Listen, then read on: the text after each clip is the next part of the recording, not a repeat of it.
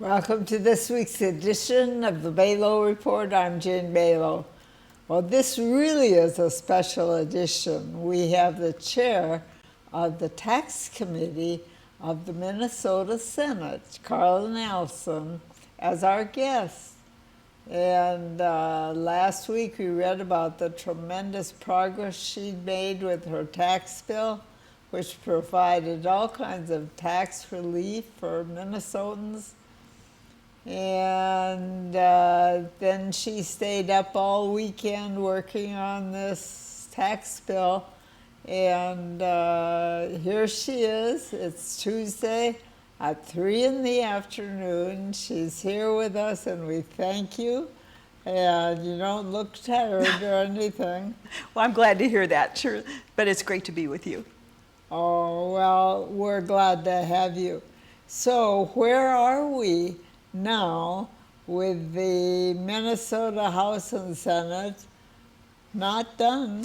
Well, that's true. This is probably one of the greatest disappointments of my legislative career, and that is that the Senate tax bill and the House tax bill were conferenced together in conference committee, agreed upon, adopted, that $4 billion of tax relief ready to go out to Minnesotans, every Minnesotan. And then the House really just held this totally agreed upon package hostage because they wanted spending in 3 other areas, not in the tax committee. They were in 3 other separate bills. And so the tax bill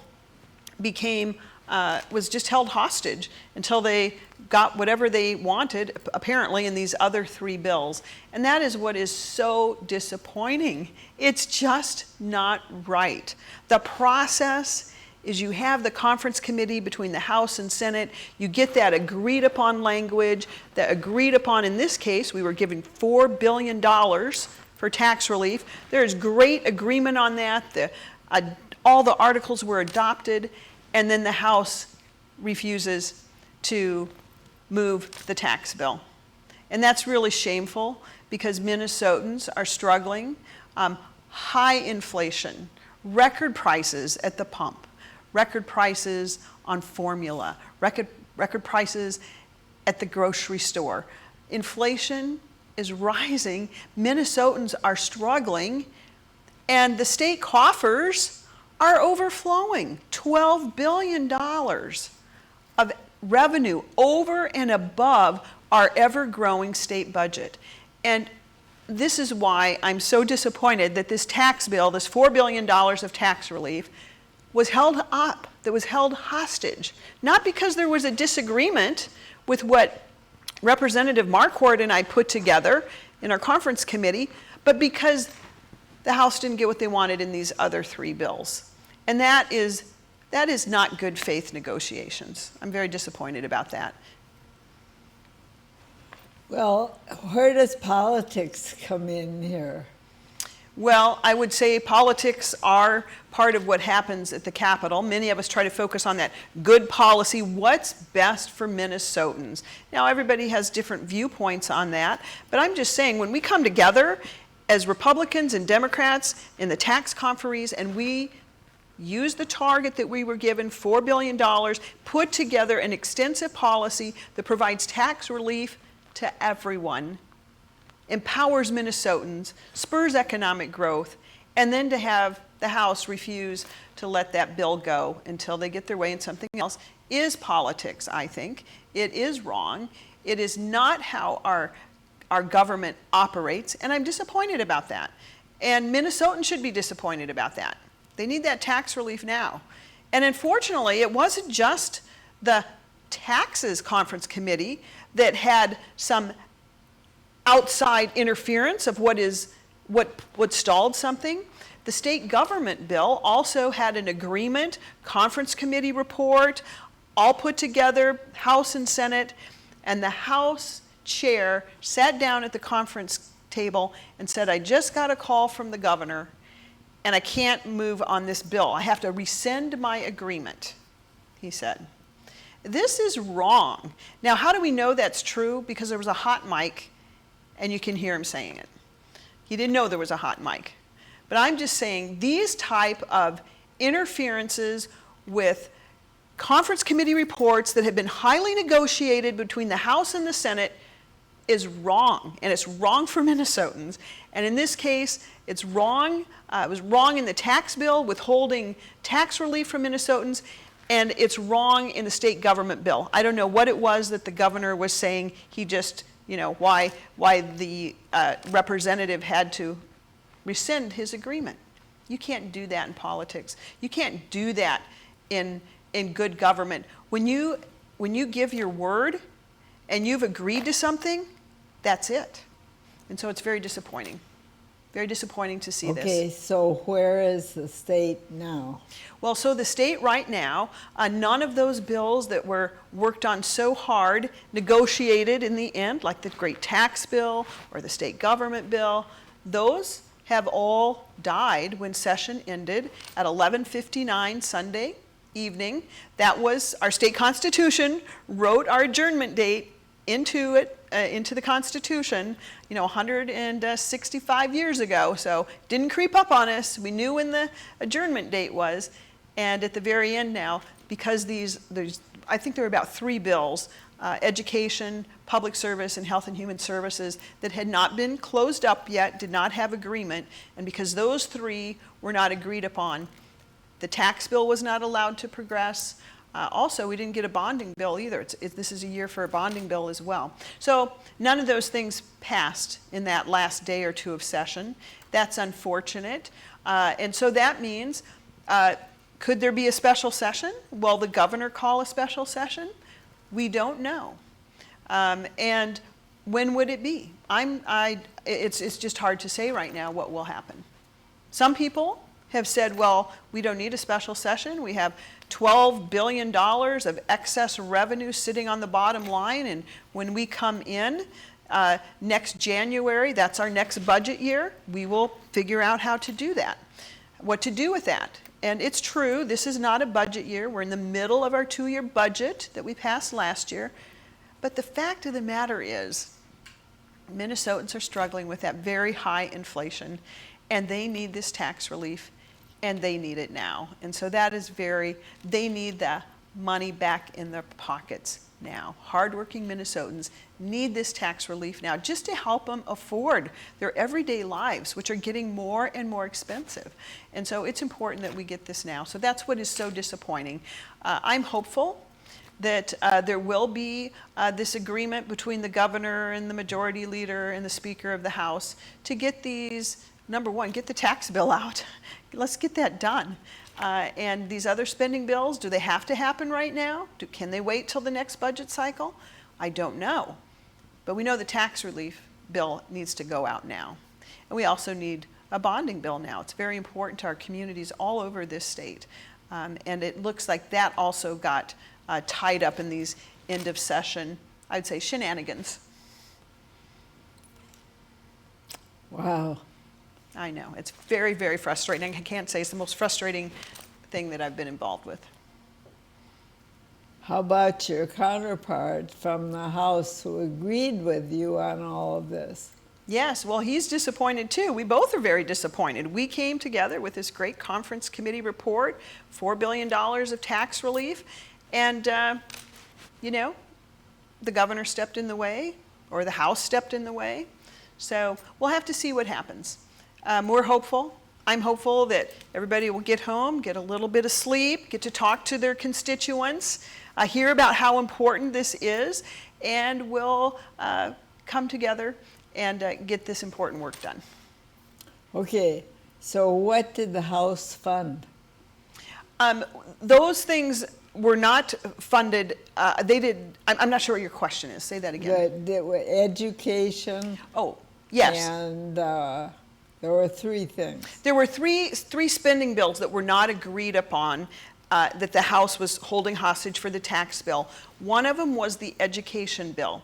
Okay. And from that, just to remind people, the leadership global targets between the governor, the majority leader in the Senate, and the Speaker of the House was that the $12 billion surplus would be divided this way: $4 billion for tax relief, $4 billion left on the bottom line as we go into the next budget session, and $4 billion spent amongst these spending bills. $1 billion to education, $1 billion for health care, and then $1 billion, I can't remember if that was divided up between public safety and other things, but those were the three big bills. And I'll tell you a little bit about those.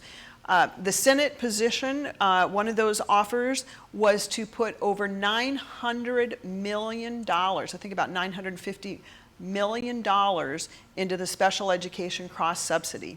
Now, as the former education chair, I can tell you that is what our schools have been asking for the most. That is to help pay for those special education costs that the federal government reneged on. They always said they'd pay 40% of them. Well, no, they haven't even come close.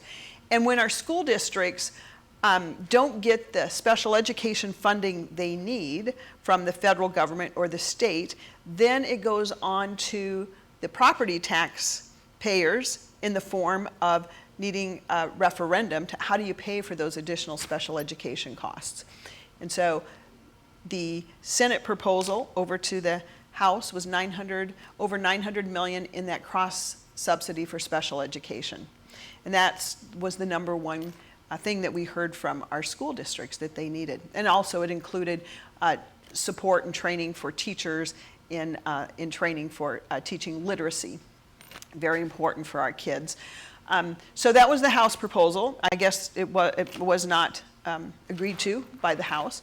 Over in Health and Human Services, I can tell you what the Senate priorities were. I can't tell you how their negotiations ended up, but the $1 billion they never came to an agreement on. The Senate was very focused on our nursing homes and our homes for disabled Minnesotans. Those are shuttering, they're closing, and Minnesotans need to have those open. Our loved ones need to know that there is going to be a nursing home available and staff for that. And the same thing with our homes for disabled Minnesotans, our group homes. And we know that some of those closed right here in Olmsted County. So the Senate bill was very focused on those areas in Health and Human Services. So those are two of the bills. And then on public safety, the Senate has been very focused on public safety, keeping our streets safe, our communities safe, our schools safe, and that means having more police supporting our public safety officials, supporting our police. And that's where the Senate put its money, is on supporting police, retaining those officers that we have, and encouraging new. We are seeing skyrocketing retirements in both police and sheriffs. We want to keep them. We want to make sure we have those public safety folks on the streets. We know the more police we have, the less crime. The more sheriffs we have, the less crime.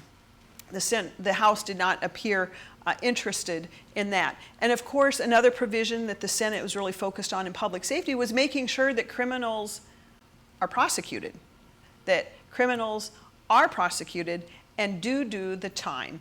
And so making sure that attorneys are not letting people off without going through those needed trials or prosecution. So those two things were incredibly important to the Senate, and the House had different ideas using public safety dollars to fund nonprofits and those type of things. And of course, we need a strong police, we need strong sheriffs. You know, public safety is job number one of any government. And so those are kind of where those differences were. I don't know how they ended up at the end of the night, but I'm hoping they can come together on doing those things that are best for Minnesota, best for Minnesotans. So now your bill for $4 billion in tax relief is dead because it wasn't passed by the deadline. It wasn't passed by the deadline because the House held it hostage until those three other spending bills were passed. So that is very frustrating, yes. I just to reiterate, that tax bill, bipartisan agreement, the House tax chair, the Senate tax chair, our conferees all agreed We adopted all the articles, and yet the House held it hostage. So it's really, really disappointing. But we're all going to take a deep breath. I hope there's, good faith going forward, and we can work through these differences. I know those three areas are very important: public safety, education, health and human services. Of course, those are important areas. And I'm hoping that those chairs, those conferees can bridge the divide. And I think the thing to remember is that we must not let the perfect be the enemy of the good. We must not allow that. There isn't going to be a perfect bill, but you want a good bill. You want good state policy. And we cannot be ideologues and just say that it has to be just my way. And so hopefully those three outstanding committees will be able to come together with what's going to really be supporting Minnesotans in public safety, education, health and human services. And then please, let's get this tax bill out. It's a good tax bill. Well, Minnesota has a record low in its unemployment.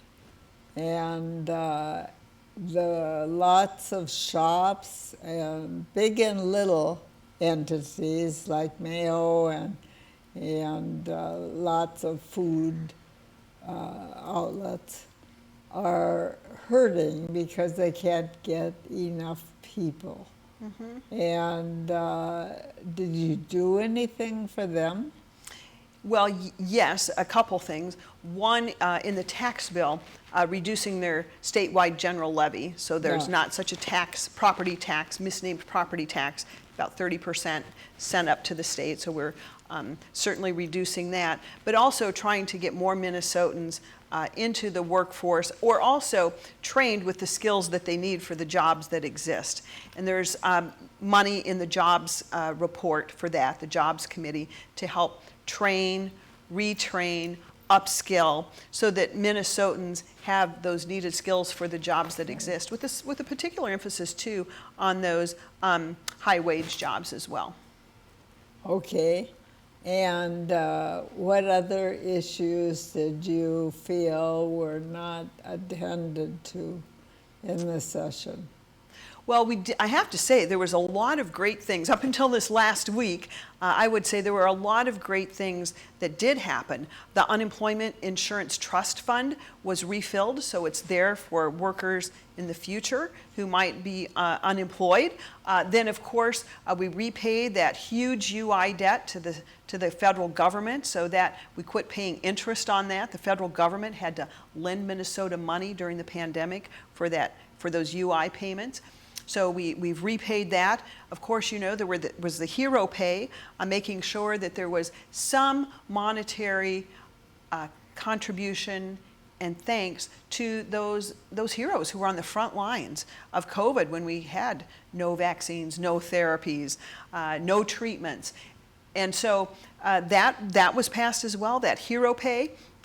Of course, another big issue was the skyrocketing health insurance premiums. Our Minnesota reinsurance program, which was a nation-leading program that we started a couple years ago following Obamacare. It really kind of decimated the small group market. And so we started reinsurance, and other states have certainly followed suit. And it was time to renew our reinsurance. And so we did that. Of course, that cost some funding as well. And those were really three big things that just had to get done, and I'm very glad that in a bipartisan fashion we got those done.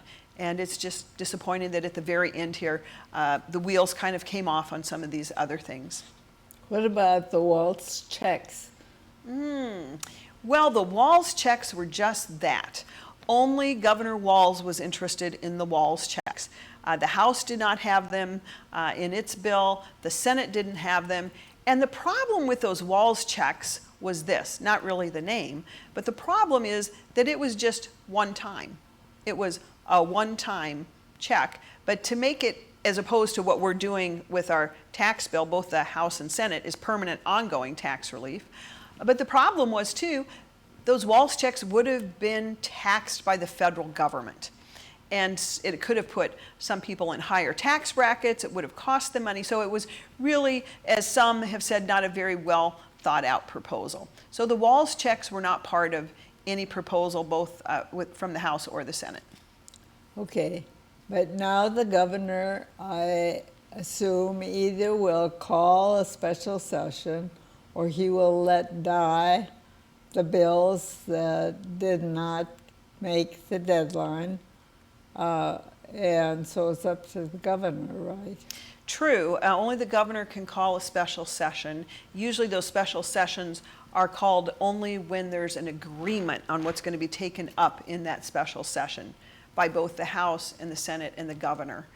But like we just saw recently, sometimes you can have an agreement and then it falls apart because, well, in this case, it was a call from the governor. But hopefully that will not happen. That's an anomaly. But typically, yes, constitutionally, only the governor can call a special session. And typically, it's through after negotiations with the House leader, the Senate leader, and that's what will be in the special session. But that's the problem with special sessions. They are very much not transparent. And they are very much limited to those three people in the room. And it's so much better when we follow the process laid out in our Constitution, which is bills are written by legislators, they go through the committee process, they get refined in the committee process or rejected, they go through, they're passed off of each body's floor, then they get into a conference committee where they're negotiated again, and you come up with a much better product. So, but at this point, I do believe that, particularly in light of this tax bill and a potential bonding bill, that a special session would be warranted. Okay, all right. What's left for next year? Well, next year, I'm so glad you asked. Well, first of all, there is an election before next year, so that could be part of what's playing into some of these end of session disappointments. It could be election politicking, election year thinking, but there will be an election in November. Then the new legislature, potentially new governor, will come in, and we'll have a budget surplus. We don't know how big. According to the projections, we have a projected budget surplus, and then of course there is either $4 billion left on the bottom line, or if nothing happens, there could be $12 billion left on the bottom line. And so then next session is the time when we set our next 2-year biennial budget. Over $50 billion, probably about $54 billion. So that's what's on tap for next session. Okay. So I bet that was disappointing. It was disappointing. And I would say the authorization for the Rochester local option sales tax was also in the tax bill. And so without that authorization from the state, which again, they could come back, if there's not a special session, they could come back next year and ask for that authorization. But it's to renew that Rochester local option sales tax. And of course, the legislature just gives the authority to do so. And then it's up to the voters who vote in a referendum. Yes, I want to see the sales tax extended for this and this, or no, I do not. And so our job at the legislature was to see if those local option sales tax requests followed the legislative guidelines, and if they do, then they have the authorization to go back to their communities and make their case about either renewing, or in the case of Rochester, or starting a new local option sales tax. So those were also in the tax bill. So what do you have to do now besides the election? Oh, well, there'll be a lot going on this summer, of course, which is hopefully tying up some of these things that we'll see if there's a special session. Of course, then there is an election in November. And of course, as tax chair, I'll be monitoring those revenue estimates that come into the state every month, just to kind of get a sense on where we're going. And of course, I always spend a good deal of time before the session reviewing, what is next year's what does my legislative agenda need to look like? What's needed for the communities that I represent, like this year. There were things like for the Sim Center, the Simulation Center, Southeast Minnesota Simulation Center, or seeing if the Rochester sales tax would be authorized to go to the voters, if the voters would have a chance to speak on this. And then next year, obviously, will be a budget year, so it'll be important to look at those things as well. And it'll be a busy summer, too, looking at what else is coming forward that needs attention. Okay, what would you advise our voters and the communities around here would do now? Well, right now, I think it would be very helpful to call the governor, email the governor about having a special session. I also think it's important that you talk to your senators and your House members, and of course then the Majority Leader Miller in the Senate and the Speaker of the House Hortman. I think that's important as well. And that's where we will, I think that's really the next step, is to see, is there going to be a special session or not to get these very needed things done. If there's not a special session, certainly that will just add to the plate of all the things beyond the 2-year biennial budget that need to happen next session. But clearly, Minnesotans need the tax relief now. They're just struggling with just affording their daily lives.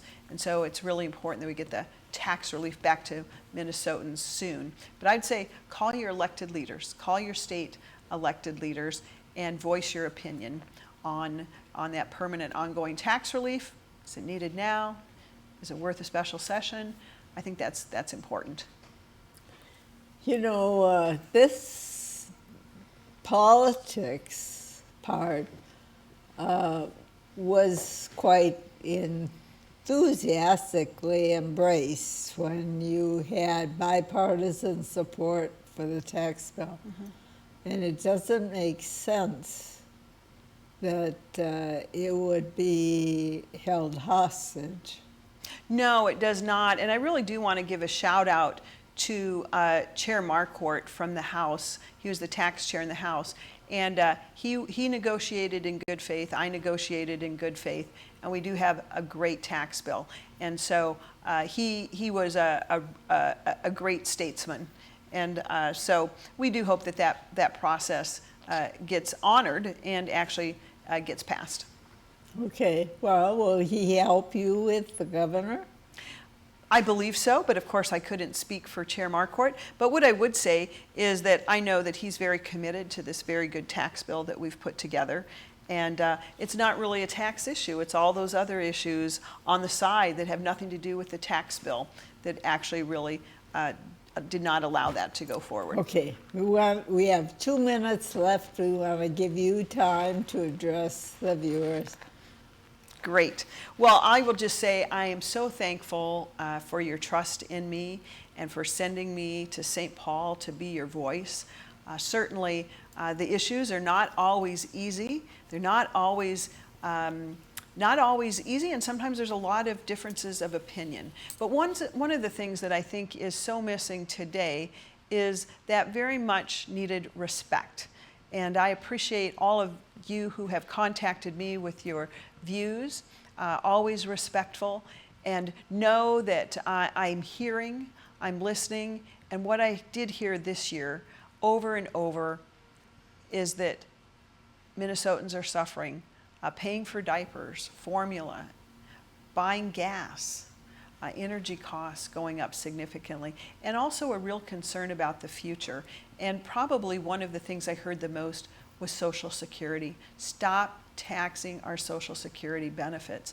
About 37 other states have done that, and that was important. And the other thing that I've heard over and over is that Minnesota is a high tax state, and just reduce those taxes a little bit. Our first tier tax rate is higher than many other states' top tier tax rate. So we've just been taxing all Minnesotans at all income levels more than their wallets can stand, especially at this time of inflation. So I would ask Minnesotans to stay respectful, continue to reach out to me, reach out to the governor. the other legislators that are in your district. And please do email me, Carla Nelson. It's sen.carla.nelson@senate.mn. And if you'll put your address at the top, I can know you're a constituent. That means you get top priority, top billing. I get to hear from you first. And so please do that. And again, or reach out with any questions. But it's just a great honor to serve you, and look forward to seeing you throughout the summer. Thank you, Carla Nelson, for your report at the last minute and after the weekend that you just spent working on the people's work. And we wish you luck. Thank you. Thank you so much. Great to be here, Jane. And we thank you, our viewers, for your interest in all of these things happening in St. Paul and in the United States and in the world. And we'll be with you again next week, same time, same channel. In the meantime, have a very good week and have a very good night.